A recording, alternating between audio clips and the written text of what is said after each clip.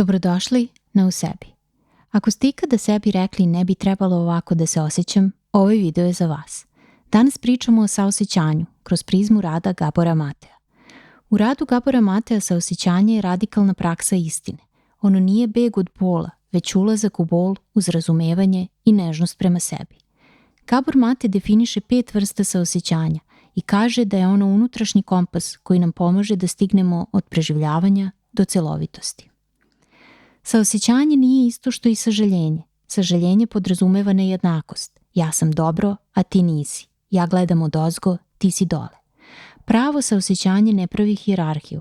Ono kaže, ovo boli i to ima smisla. Kod samo saosećanja to izgleda ovako. Ne objašnjavam sebi zašto ne bi trebalo da me boli. Ne racionalizujem, ne umanjujem. Samo konstatujem istinu. Povređena sam. Ovo je blisko humanističkoj psihologiji i Rodgersovom pojmu bezuslovnog prihvatanja. Prihvatanje ne znači slaganje, već znači prestati sa unutrašnjim ratom. Saosećanje radoznalosti i razumevanja postavlja pitanje zašto, ali bez optužbe. Umesto šta nije u redu sa tobom, pitamo šta ti se desilo. Ovo je saosećanje konteksta, razumevanje da ponašanja ne nastaju u vakumu. U kognitivno-behavioralnoj terapiji bismo rekli da misli, emocije i ponašanja imaju uzrok i funkciju. U teoriji privrženosti da strategije koje danas izgledaju problematično su nekada bile neophodne za opstanak. Radoznalost pre osude, to je saosećanje na delu. Saosećanje prepoznavanja ruši iluziju izolacije.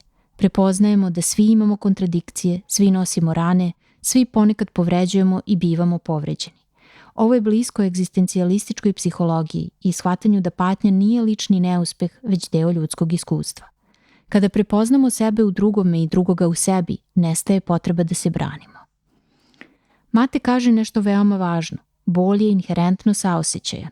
Bol nije tu da nas uništi, već pokušava da nam nešto kaže. U psihoterapiji često vidimo da ljudi ne pate zato što osjećaju bol, već zato što su naučili da ga se plaše. Saosećanje istine znači da prestajemo da bežimo i počinjemo da slušamo. I tu se dešava nešto ključno. Saosećanje postaje kapija ka hrabrosti. Jer hrabrost nije odsustvo straha, već spremnost da ostanemo prisutni i dok se plašimo. Saosećanje mogućnosti gleda unapred. Ono kaže, ti nisi samo tvoji mehanizmi odbrane, tvoje reakcije i tvoje etikete. Postoji nešto dublje od uslovljenog ja. Ovo se povezuje sa jungijanskom individuacijom kao procesom u kojem pojedinac integriše svesne i nesvesne delove svoje ličnosti u jedinstvenu autentičnu celinu i teži celovitosti, a ne savršenstvu. I sa savremenim razumevanjem neuroplastičnosti koje pokazuje da mozak nije statičan, već se neprestano menja u skladu sa iskustvima, odnosima i emocijama koje ponavljamo. Obrasci koji su nekada nastali kao adaptacija na uslove u kojima smo živeli mogu se menjati kada se pojave sigurnost, svesnost i saosećanje. Nismo zaglavljeni u onome što smo naučili da budemo. Mozak ostaje otvoren za novo iskustvo tokom cijelog života. Saosećanje mogućnosti ne forsira promenu, već je poziva. Saosećanje nije nešto što radimo ili ne radimo kako treba. Ono je odnos prema sebi i svetu i najzreliji oblik snage koji možemo da poklonimo jedni drugima.